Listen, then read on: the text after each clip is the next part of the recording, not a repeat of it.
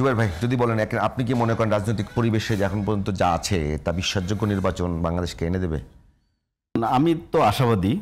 আমার মনে হয় নির্বাচন কমিশন তো অ্যাপস চালু করলো, বিদেশি যারা প্রবাসী আছে তারা ভোট দিবে, সবগুলো রেজিস্ট্রেশন চলছে, সবগুলো দল তাদের মাঠে নির্বাচনের জন্য তাদের প্রার্থীরা চষে বেড়াচ্ছে, এটা একটা পজিটিভ দিক।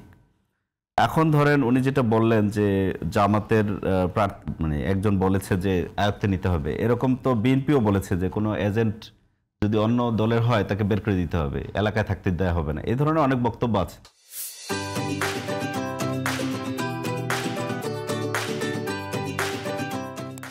জামাতের মানে একজন বলেছে যে আয়ত্তে নিতে হবে, এরকম তো বিএনপিও বলেছে যে কোনো এজেন্ট যদি অন্য দলের হয় তাকে বের করে দিতে হবে, এলাকায় থাকতে দেওয়া হবে না, এই ধরনের অনেক বক্তব্য আছে। এগুলো রাজনৈতিক দলের অনেক থাকে, কিন্তু আমি এটাকে বড় থ্রেট মনে করি না। আমি মনে করি না যে কোনো একটা দলের একজন নেতার একটা বক্তব্যকে টেনে এনে পুরো রাজনৈতিক প্রক্রিয়াটাকে আমি অবিশ্বাস করব। আমি মনে করি না যে সব রাজনৈতিক দলের নেতাকর্মীরা একই রকম মানে চিন্তা করে আর কি। তো সবাই মানুষকে রেসপেক্ট করতে বাধ্য হবে। যখন নির্বাচনের তফসিল আসবে প্রত্যেকের আচরণ কিন্তু মানুষ দেখবে। এবার সুইং ভোটার বেশি, এবং যেহেতু সুইং ভোটার বেশি এই কারণে মানুষ কিন্তু দেখবে কার আচরণ কীরকম, এবং আমি বিশ্বাস করি যে মানুষ তাদের পর্যবেক্ষণের মাধ্যমে তাদের রায় দিবে।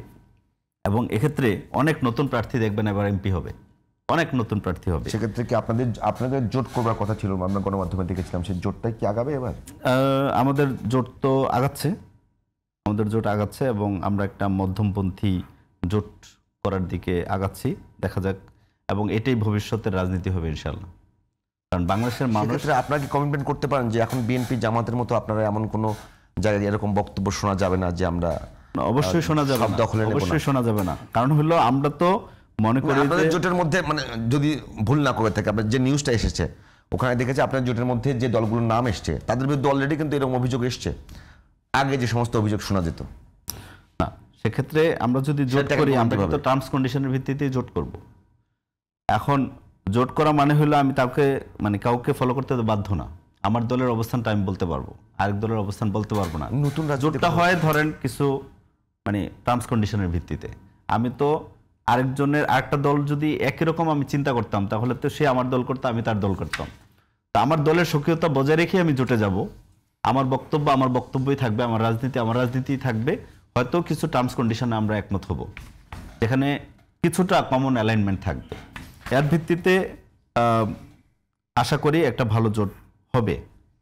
এবং মানুষ যে পরিবর্তন চায়, মানুষের যে পরিবর্তন আকাঙ্ক্ষা আছে, শুধুমাত্র দলের পরিবর্তন না, রাষ্ট্রের কাঠামোগত পরিবর্তন, রাষ্ট্রের আপনার ন্যায্যতার ভিত্তিতে রাষ্ট্র পরিচালনা করা, প্রশাসনিক সংস্কার করা, ন্যায় বিচার প্রতিষ্ঠা করা, ওয়েলফেয়ার করা, এই যে তৃণমূল পর্যন্ত প্রত্যেকটা জায়গায় সেবা নিশ্চিত করা, এগুলো মানুষ শুনতে চায়, এই পরিবর্তনগুলো দেখতে চায়।